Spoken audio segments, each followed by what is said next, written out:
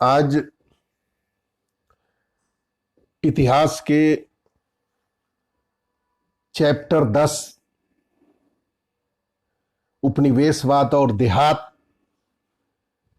के दूसरे पार्ट यानी दूसरे खंड पर चर्चा करेंगे।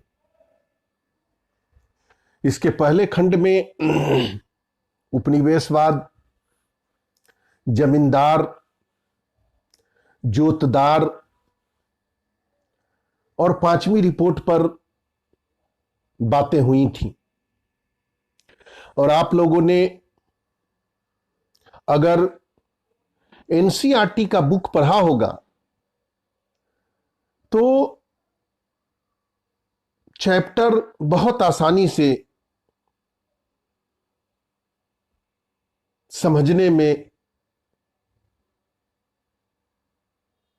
मदद मिलेगी। सारी चीजें आप लोगों के जिज्ञासा, उत्सुकता, दिलचस्पी पे निर्भर करता है कि ऑनलाइन क्लासें हैं, यूट्यूब पे जा रहा है, वर्कशीट हम लोग भेज रहे हैं, असाइनमेंट भेज रहे हैं, टेस्ट लेते हैं, लेकिन सब कुछ डिपेंड करता है आपकी जिज्ञासा पे, इंटरेस्ट पे। आप में थ्रस्ट होना चाहिए, भूख होना चाहिए कि हम सीखें, जानें, अच्छा करें पेपरों में, तब जाकर ये हम लोगों की मेहनत सफल हो पाएगी। टोटली आप लोगों पे डिपेंड करता है। इसलिए जो भी टॉपिक पे चर्चा हो रही है उसको ध्यान से सुनिए, अधिक से अधिक लाभ उठाने की कोशिश कीजिए, और कोई भी विषय बिंदु अगर समझ में नहीं आता हो तो निसंकोच आप संपर्क कीजिए और मेहनत से इस काम को आगे बढ़ाइए, क्योंकि पढ़ाई रुकने वाली चीज नहीं है। विद्यालय नहीं आने का यह तात्पर्य कदापि नहीं है कि पढ़ाई बंद है। पढ़ाई निरंतर चल रही है, चैप्टर आगे बढ़ रहा है, काम दिया जा रहा है, बच्चे रिस्पॉन्स भी कर रहे हैं। तो हर बच्चे को जिज्ञासा दिखानी है और तैयारी करनी है। तो आज हम दूसरे पार्ट पर, दूसरे खंड पे चर्चा करेंगे। मैंने पहले भी बता दिया है कि 10वें चैप्टर से आधा पढ़ाई करना है। खंड 1 और खंड 2, तीसरा खंड और चौथा खंड आपको नहीं देखना है, उससे सवाल नहीं आएंगे। इसलिए आज हम दूसरे खंड पे बात कर रहे हैं, दूसरे पार्ट पे बात कर रहे हैं। जिसको नहीं देखना है उस पे बात नहीं करना है। और आप भी किताब में, एनसीईआरटी के बुक में पेज नंबर 275 से लेकर 285 तक आपको निशान लगा लेना है, उसको नहीं देखना है, वहां से सवाल नहीं आएंगे। और चैप्टर 3 में देहात में विद्रोह, और चैप्टर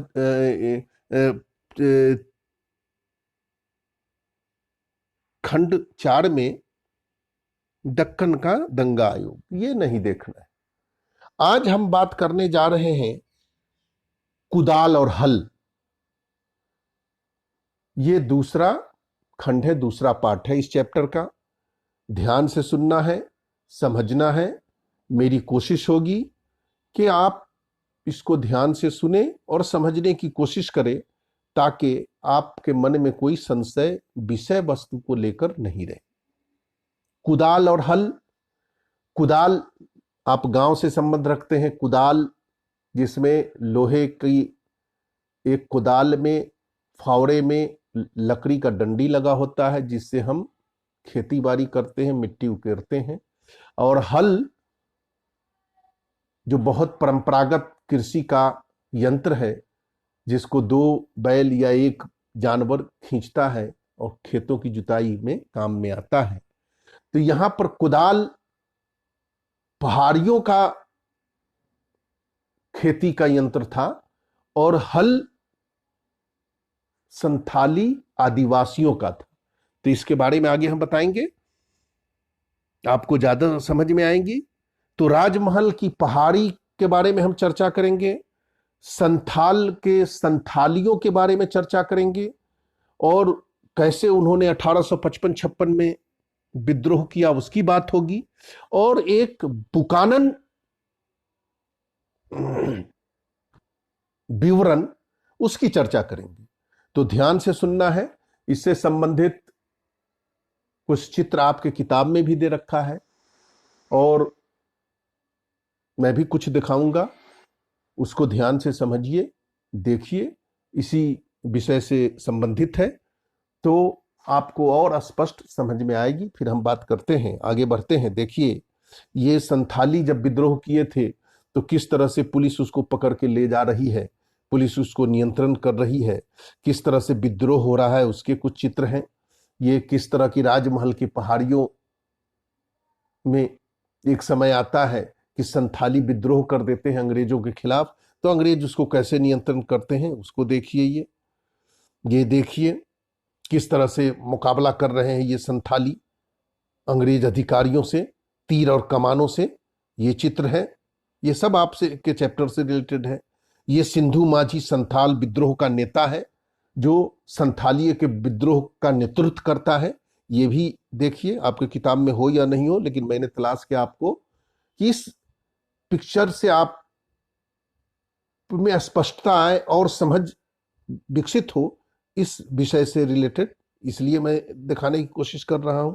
ये देखिए, उसी विद्रोह का एक चित्र है और ये भी है 1855-56 में जो विद्रोह होता है, किस तरह से ये चित्रकारी, ये कलाकारी किया गया है, दिखाने का प्रयास किया गया है संथालियों के विद्रोह को, आक्रोश को, सूरवीरों को कैसे अंग्रेजों के खिलाफ, ईस्ट इंडिया के खिलाफ टूट पड़ते हैं, उसके बारे में है। ये भी उसी से संबंधित चित्र है, संथाल का विद्रोह।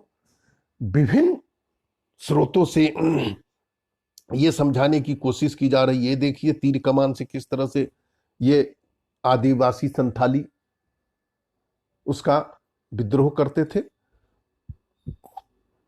ये जब किसान कुदाल और हल चलाता है तभी देश को दाल चावल मिलता है, वो आज भी है, हमारा अन्नदाता किसान ही है। तो ये भी एक कोटेशन है। और ये है बुकानन, जो एक अंग्रेज अधिकारी था ईस्ट इंडिया कंपनी का, उसके बारे में हम चर्चा करेंगे।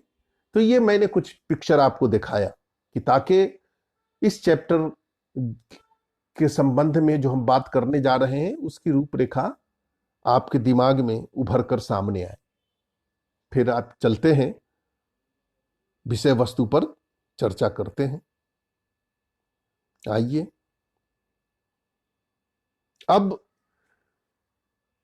पहाड़ी लोग कौन थे और उनका जीवन कैसे व्यतीत होता था, इसको समझिए। राजमहल की पहाड़ी के इर्द गिर्द ये पहाड़ी लोग रहते थे, जिसे पहाड़ी कहा जाता था। ये झूम खेती करते थे। झूम खेती इसको कहते हैं, आप लोगों ने 10वीं में पढ़ा होगा कि जमीन के छोटे टुकड़े को साफ करके वहां पर फसल उगाई जाती है और फिर 2-3 साल फसल उगाने के बाद फिर उस जमीन को छोड़कर दूसरी जगह चले जाते हैं। इसी को झूम कृषि कहते हैं। ये आपको मैं बताऊं कि जमीन के छोटे छोटे टुकड़े पर कृषि की जाती है। पहले इस जमीन पे कृषि किया, फिर 2-3 साल यहां फसल उगाया, फिर उगाने के बाद फिर ये इस जमीन के टुकड़े पे आ गए, यहां पर कृषि किया और यहां पर जो जंगल होते हैं वहां पे आग लगा दिया। वहां की राख से उस जमीन की उर्वरा शक्ति फिर बढ़ जाती है। फिर वहां से आ जाइए, ये जमीन के तीसरे टुकड़े पे कृषि किया।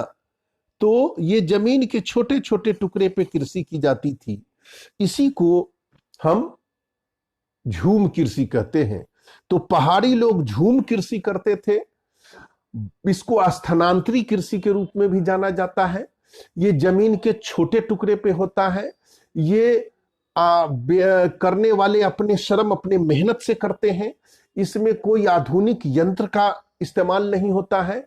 ये बहुत परंपरागत ढंग से किया जाता है और इसमें जो उत्पादन होता है वो जीविका के लिए होता है, खाद्यान्न का उत्पादन होता है जिससे लोग अपना भोजन यापन करते हैं।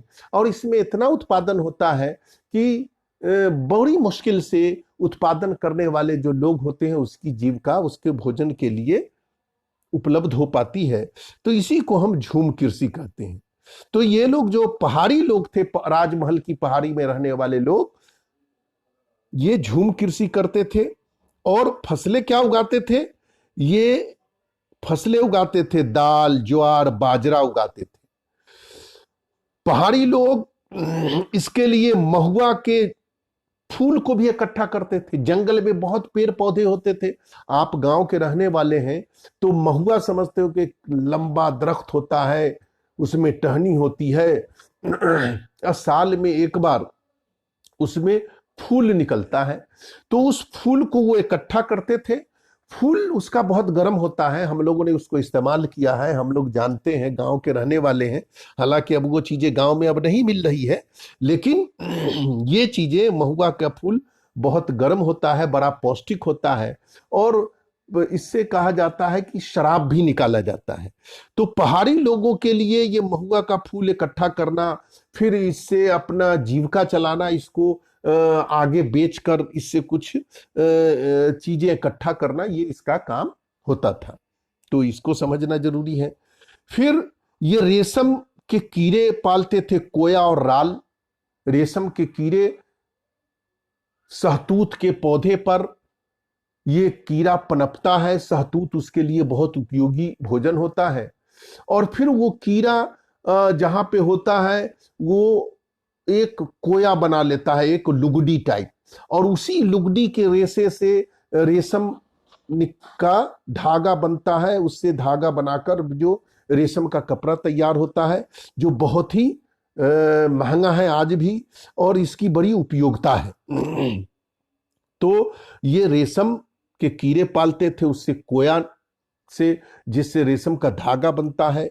फिर राल, राल यानी जिसको लाख कहते हैं, पेड़ से निकलता है जंगलों में, उसको इकट्ठा करते थे, उससे अपनी जीविका चलाते थे। और फिर एक ये काठ कोयला, काठ कोयला कहते हैं, लकड़ियों से इकट्ठा करते, यानी लकड़ियों को जलाया, इस्तेमाल किया और जलने के बाद जो टुकड़ा बचता है उसको काठ कोयला कहते हैं। पत्थर कोयला जो इस्तेमाल होता है, जो तापीय ऊर्जा में कोयले का जो आप सुनते हैं, जिससे भाप इंजन, भाप ऊर्जा तैयार की जाती थी। आज भी बड़े बड़े विद्युत संयंत्रों में तापीय ऊर्जा केंद्र है, वहां पर जो बिजली का उत्पादन होता है ये पत्थर कोयला से होता है। लेकिन ये काठ कोयला निकालते थे और उसको बेचकर ये अपना जीवन यापन करते थे। इसके अलावा इनका मुख्य काम था शिकार करना, झूम खेती करना, खाद्य बटोरना, यानी खाने पीने की वस्तुएं जो जंगलों में मिलते था, क्योंकि इन पहाड़ियों का मुख्य जीवन इन जंगलों से था। तो खाद्य सामग्री जहां से मिलता था, फल फूल कंद इकट्ठा करना, काठ कोयला जो मैं को बनाना, रेशम के कीड़े को पालना, और इस प्रकार से ये लोग जंगलों में से घनिष्ठ रूप से जुड़े थे, जंगलों पर निर्भर थे। जंगल ही इनकी जिंदगी थी, जंगल के बगैर ये नहीं रह सकते थे। ये पहाड़ी लोगों की जीविका और मरने जीने का यही साधन था। तो ये थे पहाड़ी लोग, ये करते थे। अब आगे चलिए, आगे इमली के पेड़ों के, अब ये इमली के पेड़ों के नीचे झोपड़ी में ये रहते थे, आम के पेड़ की छाया में आराम कर लेते थे। इनका कोई आश्रय नहीं था, उसी जंगल में रहना। पूरे प्रदेश में अपनी निजी भूमि मानते थे और पूरा जो जंगल होता था उसको अपना ये निजी भूमि मानते थे। और इनके समूह का एक मुखिया होता था जो पहाड़ियों के बीच में एकता बनाए रखता था, और इनमें जो आपस में जो कोई लड़ाई झगड़े होता था उसको निपटाता था। इन मुखियाओं की इन पहाड़ियों के समुदाय में बड़ी मान्यता होती थी। और ये पहाड़ी लोग थे, ये इन इलाकों पर आक्रमण करते थे जहां किसान बसकर रहते थे। जहां पर अस्थायी रूप से जंगलों में कोई किसान स्थापित होना चाहता था, उस पर ये हमला कर देते थे। और ये हमलों में अकाल के दिनों में अपने आप को जीवित रखने के लिए करते थे।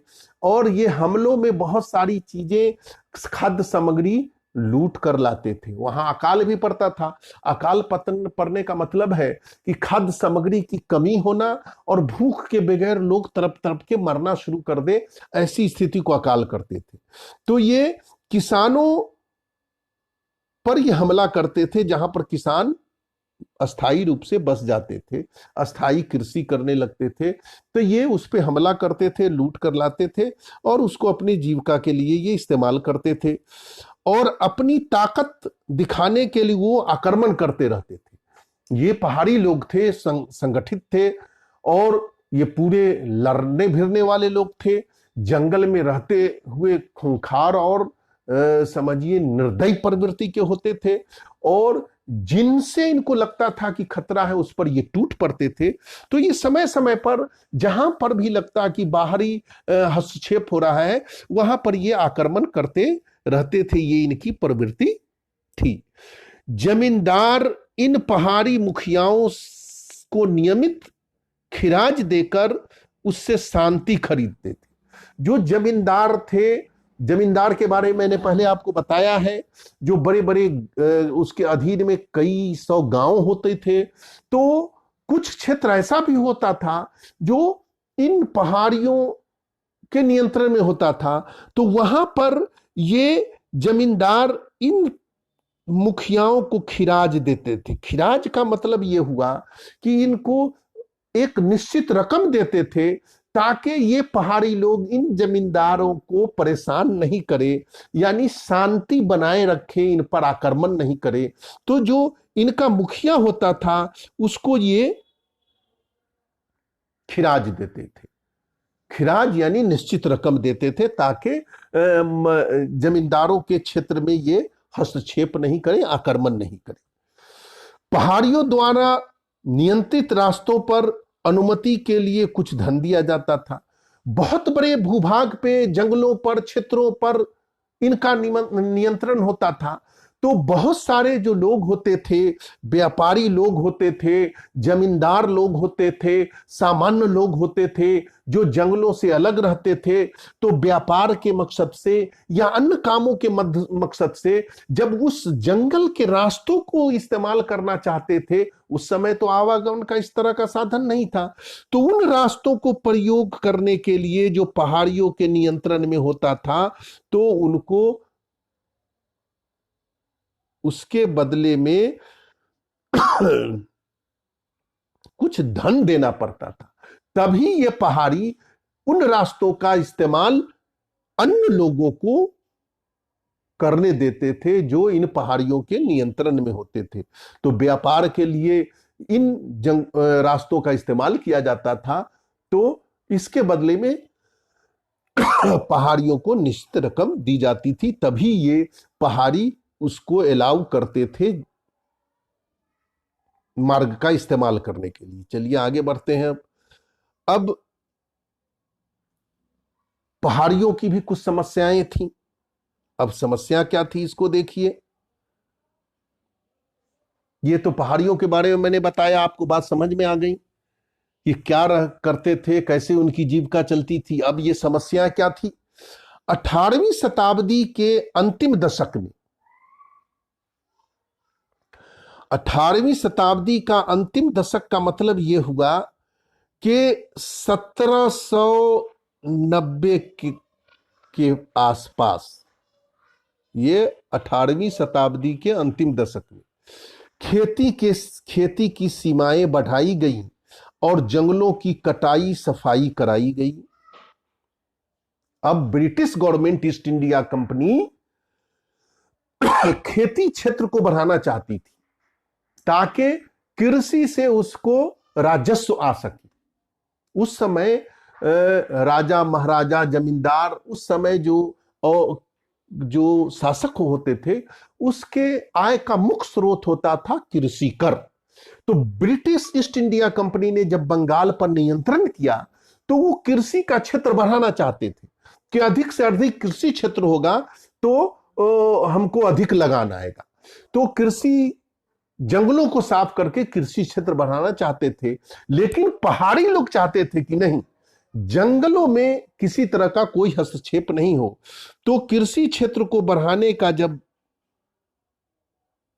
निर्णय लिया गया तो जमींदारों ने प्रति भूमि को धान के खेतों के रूप में बदल दिया गया। जो प्रति क्षेत्र होता था, खुला क्षेत्र होता था, जमींदार उसमें धान की फसल उगाते थे। इससे समझिए कि इन पहाड़ियों को दिक्कत होती थी। अंग्रेजों ने अस्थाई कृषि आरंभ कर दी, इसका विस्तार करना शुरू कर दिया। जंगलों को साफ करके अस्थाई कृषि का मतलब हुआ कि पहले मैंने बताया झूम कृषि, स्थानांतरित कृषि, ये जगह बदलते रहते थे। अस्थाई कृषि का मतलब है कि बड़े भूभाग को साफ कर लिया और उस पे अस्थाई रूप से, परमानेंट रूप से कृषि किया जा सके ताकि ईस्ट इंडिया कंपनी को नियमित रूप से राजस्व कर आ सके। तो ईस्ट इंडिया कंपनी की नीति थी कि कृषि को अधिक से अधिक बढ़ाया जाए, जिससे इन पहाड़ियों को दिक्कत थी। अस्थाई कृषि के विस्तार से राजस्व का विस्तार होता था, मैंने पहले बताया। अंग्रेज जंगलों को उजाड़ मानते थे, जंगलवासियों को असभ्य और बर्बर उपद्रवी मानते थे।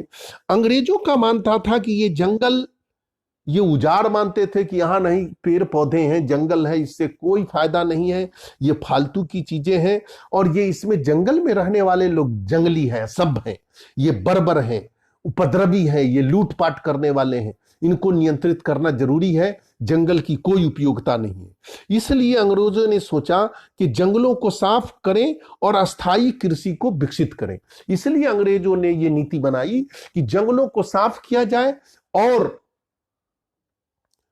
अधिक से अधिक कृषि क्षेत्र का विस्तार किया जाए, और जितना अधिक कृषि क्षेत्र का विस्तार होगा हमको आय की, राजस्व की प्राप्ति होगी।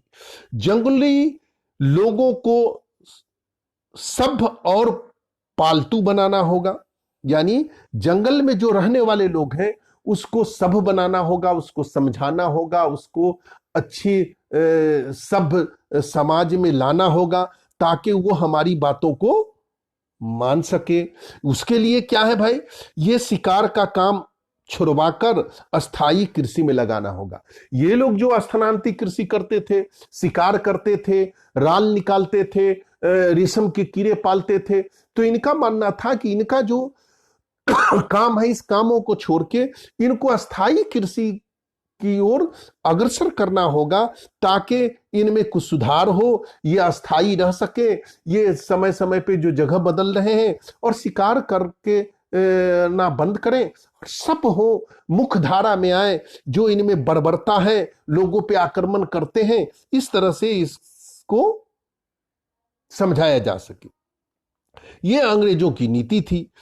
जैसे अस्थाई कृषि का विस्तार हुआ, जंगल चरागाह छोटे होने लगे।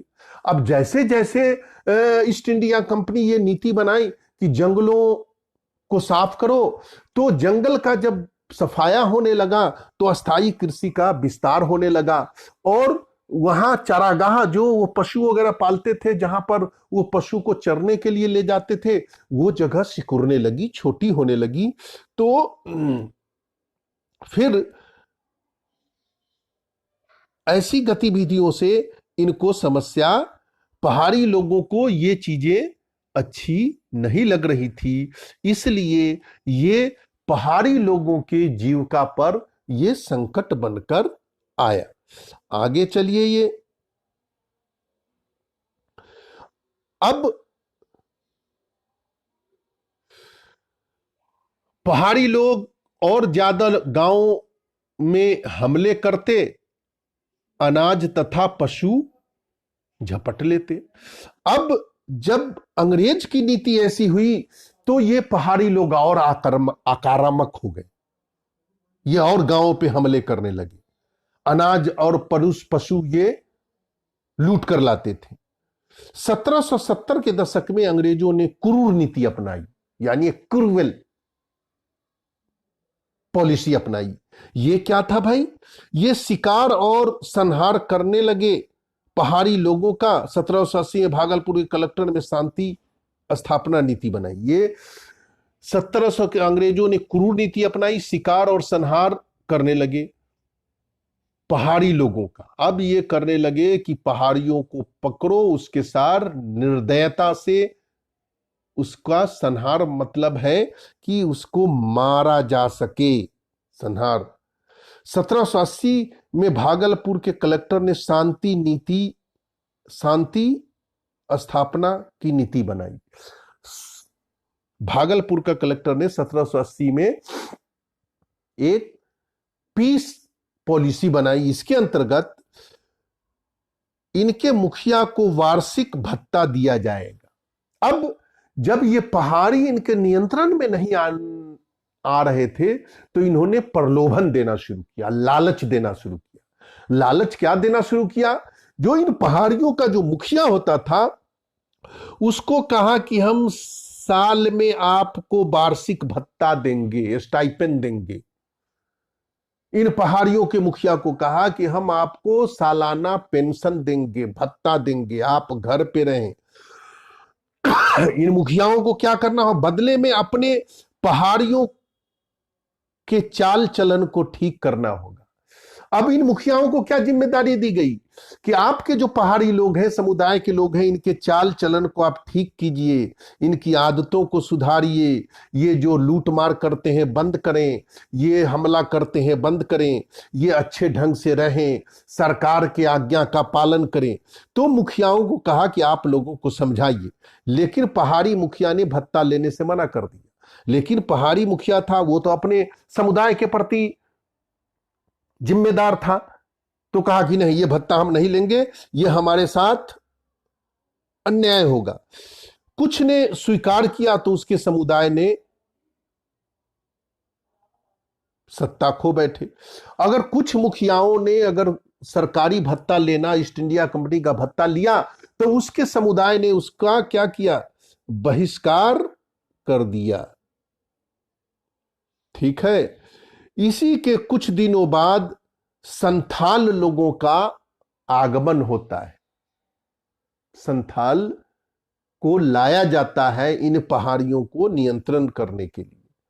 तो ये पहाड़ी नियंत्रित नहीं हो रहे थे, प्रलोभन के बाद भी ये काबू में नहीं आ रहे थे। तो ईस्ट इंडिया कंपनी ने नीति बदली यानी नीति चेंज किया। क्या नीति चेंज किया? ये देखिए, इन्होंने संथाल को लाना शुरू कर दिया।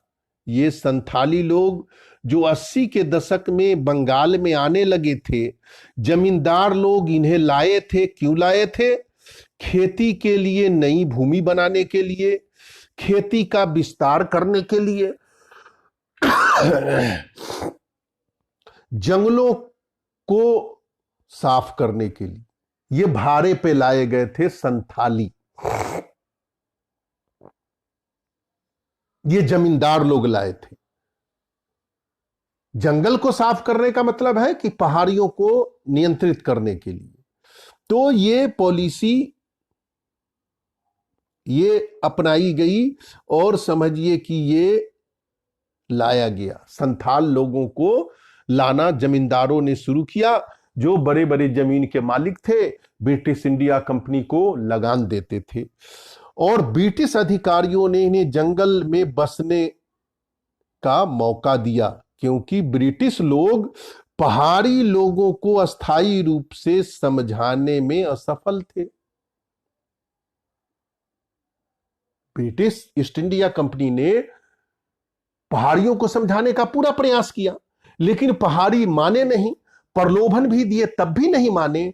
तो उन पहाड़ियों को नियंत्रित करने के लिए इन संथालियों को बसाना शुरू किया, ताकि वहां पर ये जंगलों को साफ कर सके, उन पहाड़ियों से लड़ झड़ सके और कृषि का अधिक से अधिक विस्तार हो, ताकि कृषि क्षेत्र आगे बढ़ सके और ईस्ट इंडिया कंपनी को अधिक से अधिक लाभ हो सके। अब ये संथालियों का देखिए, अब ये पहुंचे वहां। संथाल लोग जंगल काटने में नहीं हिचकते थे। ये संथाली लोग थे, जंगल को काटने में इसको कोई संकोच नहीं होता था। ये भूमि को पूरी तरह से ताकत लगाकर जोतते थे और ये बड़ी मेहनती लोग थे ये संथाली। ये जंगलों को साफ करके, बड़े बड़े जंगल के टुकड़े को साफ करके भूभाग को, और ये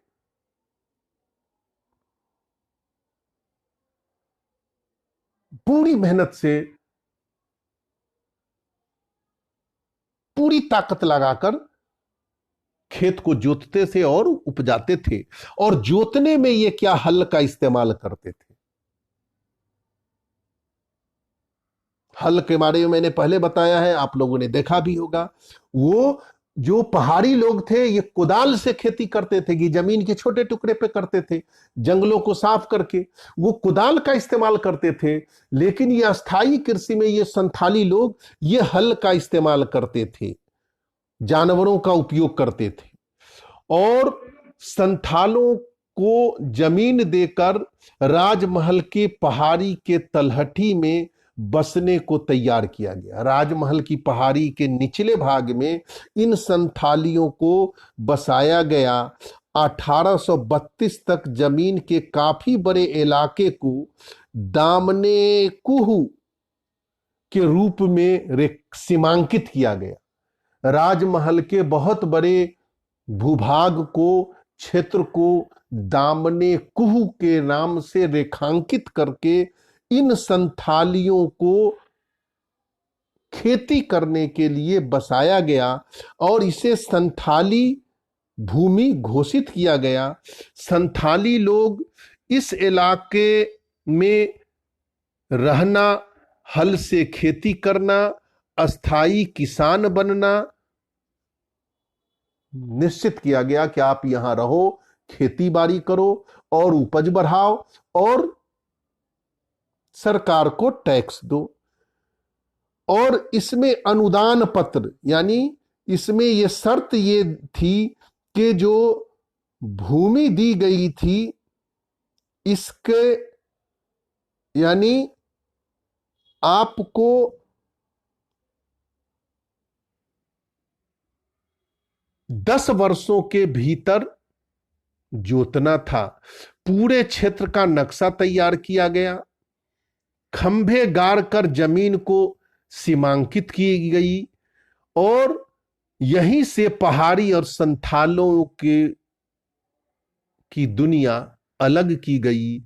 दामने कुहू के बाद संथालों की संख्या तेजी से बढ़ी।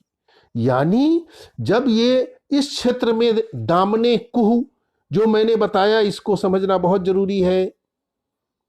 दामने कुहू जो ब्रिटिश गवर्नमेंट ने राजमहल की पहाड़ियों को सीमांकित करके संथालियों के हवाले किया गया, यहां पर ये खेती करने लगे। निश्चित समय के लिए इनको खेती करने के लिए कहा गया, तो यहां पर बहुत तेजी से संथालियों की संख्या बढ़ने लगी। यानी इस क्षेत्र में आके बहुत सारे संथाली रहना शुरू कर दिए। अब आगे चलिए। अब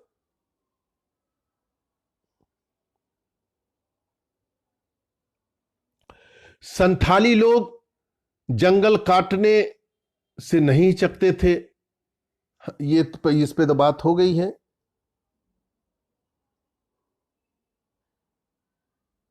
इस पे बात हो गई है, तो आगे आइए। ये संथाल लोग आने के बाद पहाड़ियों का जीवन बुरी तरह से प्रभावित हुआ। जब ये संथाली आके यहाँ रहने लगे तो पहाड़ियों के जीवन पे इसका प्रभाव पड़ा, क्योंकि ये जंगल साफ कर रहे थे। पहाड़ी लोगों को पहाड़ी के भीतर की ओर यानी रोका गया। अंदर चट्टानों और बंजर इलाका था। पहाड़ी क्षेत्रों में भीतर में जो क्षेत्र था चट्टानी इलाका था, उपजाऊ भूमि थी, दामने कुहू का हिस्सा बन चुकी थी। संथाल अपनी खाना बदोशी जिंदगी को छोड़कर अस्थायी रूप में बस गए। उसकी वाणिज्यिक फसलों की खेती करने लगे, व्यापारिक और साहूकारों से लेन देन करने लगे। अंग्रेजों ने संथालों के जीवन पे भारी कर लगा दिया और संथाल के समक्ष समझ गए कि जिस भूमि पर खेती कर रहे हैं वो हाथ से निकल रहती है। साहूकार ऊंची दर पर ब्याज लगाते थे और कर्ज न चुकाने पर जमीन पर कब्जा हो जाता था। अब ये संथालों के सामने समस्या क्या हुई कि ये संथाल यहां आकर बसने लगे, खेती करने लगे और अस्थायी रूप से यहां पर जब फसल उगने लगी तो अंग्रेजों ने इनसे ऊंचा कर वसूलना शुरू किया और संथाली लोग इस पे फसल उगाने के लिए ये साहूकारों से जो रकम लेते थे वो नहीं चुका पाते थे, तो इनकी जमीन भी इनसे छीन ली जाती थी। अब इन संथालियों को लगा कि अब ब्रिटिश गवर्नमेंट हमारे साथ भी धोखा कर रही है। पहले तो इनको बसाया, इनको प्रोत्साहित किया कि आप जंगलों को साफ करो, खेती करो। जब खेती फैल गई, दामने कुहू का एरिया विस्तृत हो गया और फसल खूब उगने लगी, व्यापारिक फसल होने लगी और व्यापारी और साहूकारों से लेन देन ये करने लगे। अंग्रेजों ने संथालियों के जमीन पर कर लगा दिया। वो कर नहीं चुकाने की स्थिति में फिर उसके साथ अंग्रेज वैसा ही व्यवहार करने लगे जैसा ये पहाड़ियों के साथ करते थे। तब जाकर इन संथालियों को समझ में आया कि ये हमारे साथ गलत कर रहे हैं, तो यही विद्रोह का रूप धारण करता है। आगे चलिए, 1850 के दशक में इन्हें महसूस हुआ कि अब उनके जमीनें छिन जाएंगी। अब जब कर नहीं दे पाते थे, इन संथालों को लगा कि हमारी जमीनें छिन सकती है।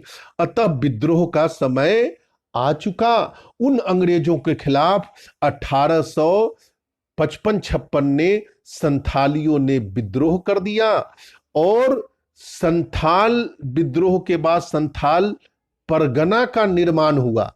5500 वर्ग मील में भागलपुर और बीरभूम जिले में एक क्षेत्र को संथाल परगना, एक परगना का मतलब एक क्षेत्र, यानी एक जिला में कई परगना होता है, तो उस समय में संथाल परगना क्षेत्र निश्चित कर दिया गया जहां ये संथालियों की संख्या थे। अंग्रेजों ने सोचा संथालों के लिए जमीन, संथालों के लिए परगना बनाकर विशेष कानून लागू करने का से संथाल संतुष्ट हो जाएंगे। यानी इनका संथाल परगना एक निश्चित क्षेत्र बनाकर अंग्रेजों को लगा कि इनके लिए विशेष कानून बनाकर ये संतुष्ट हो जाएंगे, ये विद्रोह नहीं करेंगे। लेकिन ऐसा नहीं हुआ और 1855-56 में ये संथालियों ने ब्रिटिश गवर्नमेंट के विरुद्ध विद्रोह कर देते हैं और वो विद्रोह को फिर ब्रिटिश गवर्नमेंट दबाती है। तो संथाल और पहाड़ियों के बारे में जाना, और अंत में हम बात करते हैं बुकानन, जो ब्रिटिश ईस्ट इंडिया कंपनी का एक अधिकारी था, जो एक चिकित्सक था और बाद में वो बहुत बड़ा अधिकारी बना और फिर उसने कलकत्ता में एक जू का निर्माण किया जिसको आज अलीपुर जू के नाम से जाना जाता है। वो अधिकारी बहुत ही चतुर और बहुत ही योग्य था। उसने एक रिपोर्ट बनाई, उस रिपोर्ट के बारे में थोड़ा जानना जरूरी है। ये रिपोर्ट देखिए, बुनाकार ने जो रिपोर्ट दिया उस पर विश्वास नहीं किया जा सकता, यानी उसने जो रिपोर्ट बनाया उसमें है कि विश्वास नहीं किया जा सकता, लेकिन उसने रिपोर्ट क्या बनाई? वो कंपनी का एक कर्मचारी था, कंपनी के लिए वो काम करता था, सर्वेक्षण करता था, वो नई नई जगहों को तलाशता था कि कौन सी जमीन, कौन सा क्षेत्र ब्रिटिश कंपनी के लिए बहुत उपयोगी है। वो सर्वेक्षण तैयार करके कंपनी को रिपोर्ट करता था। तो बुकानन साफ साफ हिदायत दी गई थी कि इसे क्या करना है और क्या खोजना है, उसी के हिसाब से वो खोजता था। वो जहां जाता था उसके साथ एक फौज की टुकड़ी होती थी, गांव में जाता था, जंगलों में जाता था, कंपनी के एजेंट के रूप में काम करता था। जब कंपनी अपने आप को मजबूत बना लिया, फिर संसाधनों को खोजने की जिम्मेदारी इसको दी गई। प्राकृतिक संसाधनों को खोजना, उसका मनचाहे ढंग से प्रयोग करना, वो सारी चीजें बताता था। बुकानन में प्रेक्षण शक्ति यानी पहचानने की शक्ति बड़ी अच्छी थी, इसलिए वो जिस क्षेत्र में जाता था वो उस क्षेत्र के भूभाग को, उसके खनिज को, कौन से क्षेत्र का किस तरह से उपयोग करता है, उसके बारे में वो बड़ी स्पष्ट, उसकी बड़ी दूरदर्शिता थी। वो रिपोर्ट बनाकर कंपनी को प्रस्तुत करता था। इसी को हम बुकानन रिपोर्ट कहते हैं, बुकानन विवरण कहते हैं, जिसके अनुसार वो जो रिपोर्ट देता था उसके अनुसार ईस्ट इंडिया कंपनी उन क्षेत्रों को अपने हित के लिए उपयोग करती थी। तो इस तरह से ये आपका चैप्टर समाप्त होता है, जिसमें मैंने पहाड़ी के बारे में चर्चा किया, संथालियों के बारे में चर्चा किया, संथालियों के कार्य के बारे में बताया, उसकी समस्या के बारे में बताया, और पहाड़ियों की समस्या के बारे में बताया, उसकी जीविका के बारे में बताया, और अंत में आपको हमने बताया ये बुकानन विवरण के बारे में कि बुकानन का विवरण किस लिए ईस्ट इंडिया कंपनी के लिए उपयोगी था। तो मुझे लगता है कि आपको बातें समझ में आई होंगी। बस बहुत बहुत धन्यवाद। किसी तरह की कोई दिक्कत हो तो आप एनसीईआरटी बुक जरूर पढ़िए और अधिक से अधिक लाभ उठाने की कोशिश कीजिए। मेरे ख्याल से इसमें बड़ी स्पष्टता है, जो बातें पॉइंट वाइज लिखा हुआ है, इसको भी अगर एक बार आप पढ़ लेते हैं, टेक्स्ट बुक पढ़ लेते हैं, तो सारी बातें समझ में आ जाएंगी। इसमें किसी तरह का कोई व्यवधान नहीं आना चाहिए। अगर किसी बच्चे को कोई दिक्कत है तो आप व्यक्तिगत रूप से हमसे संपर्क कर सकते हैं। बहुत बहुत